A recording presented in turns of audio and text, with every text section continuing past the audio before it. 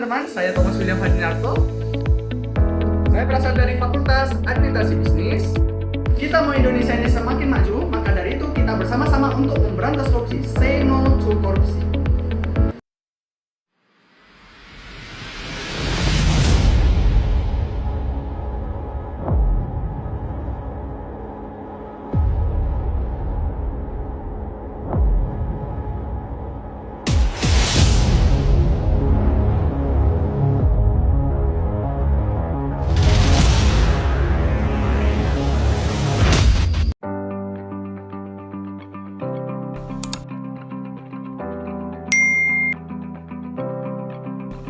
Korupsi adalah tindakan penyalahgunaan kekuasaan atau posisi untuk mendapatkan keuntungan pribadi secara ilegal, biasanya dengan cara menerima atau memberikan suap, memanipulasi kontrak, atau menggunakan kekuasaan untuk kepentingan pribadi.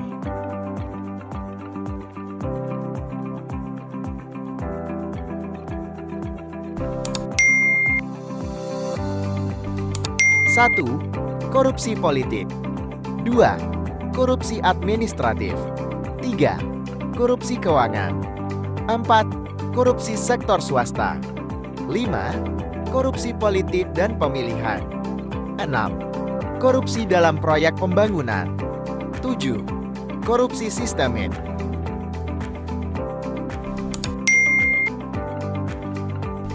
Ada beberapa faktor yang bisa menyebabkan korupsi menjadi semarak di Indonesia. 1. Lemahnya penegakan hukum. 2. Ketidakmampuan aparat penegak hukum untuk memberantas korupsi secara efektif. 3. Budaya nepotisme dan patronas. 4. Rendahnya kesejahteraan ekonomi. 5. Kurangnya transparansi dan akuntabilitas. 6. Kurangnya kesadaran dan pendidikan anti korupsi. 7. Keterlibatan sektor swasta. Mengorupsi dalam kehidupan sehari-hari bisa terjadi dalam berbagai bentuk. Meskipun mungkin tidak sebesar skala korupsi dalam pemerintahan, berikut adalah beberapa contoh. 1. Mengutil di tempat kerja. 2. Menyogok.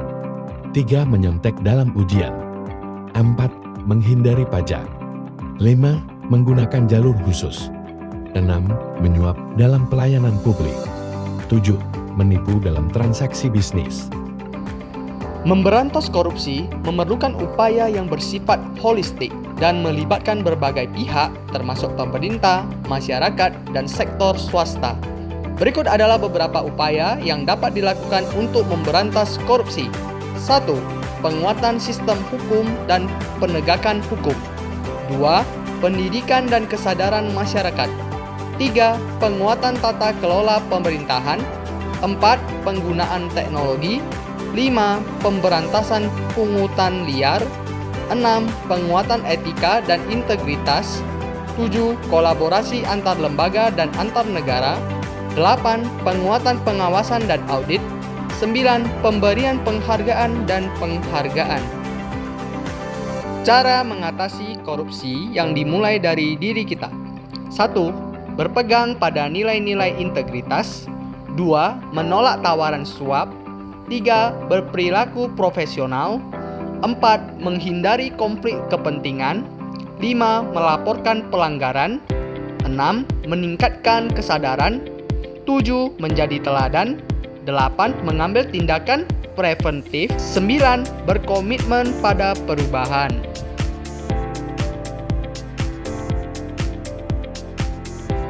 Dampak korupsi terhadap perekonomian negara bisa sangat merugikan.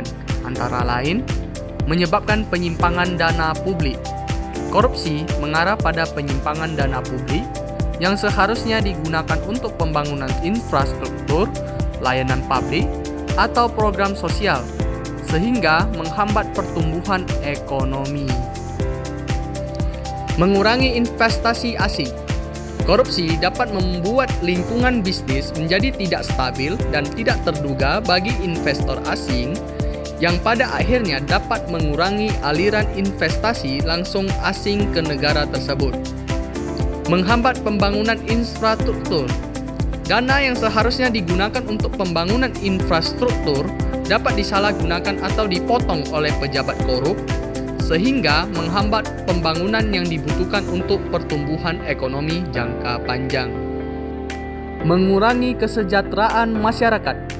Korupsi dapat mengarah pada distribusi yang tidak adil dari sumber daya dan manfaat ekonomi, sehingga mengurangi kesejahteraan masyarakat secara keseluruhan, terutama bagi yang berada di tingkat sosial dan ekonomi yang lebih rendah. Menghambat inovasi dan pembangunan teknologi. Korupsi dapat menghambat inovasi dan pengembangan teknologi dengan mengurangi investasi dalam penelitian dan pengembangan, serta menghalangi akses terhadap teknologi baru yang dapat meningkatkan efisiensi dan produktivitas ekonomi. Mari kita sama-sama mewujudkan pemberantasan korupsi dan say no to korupsi. Thanks you for watching and see you next video. Bye-bye.